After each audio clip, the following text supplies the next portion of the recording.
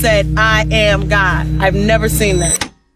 You're right. Jesus never says, I am G-O-D. Instead, in John 8:58, Jesus says, before Abraham was born, I am. The Jewish people who are listening pick up stones to stone him. Why? Because they understood. Yahweh, their name for God, I am who I am. Jesus applied it to himself, and they were going to stone him for blasphemy. And Jesus didn't say, time out, you misunderstood, drop your stones. No. Jesus stood by his claim. Remember, after Jesus rose from the dead, he appeared to the apostles, except for Thomas. The other apostles came up to Thomas and said, we saw Jesus risen from the dead. Thomas said, I refuse to believe unless I can see Jesus with my own eyes.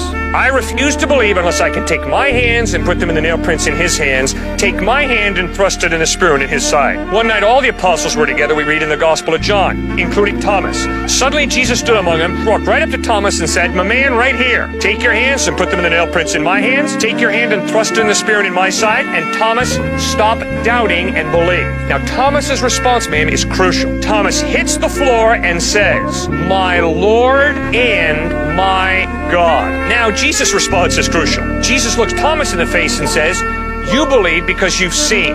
Blessed are those who will believe, even though they have not seen. In other words, by accepting the worship of Thomas, Jesus is obviously claiming to be God.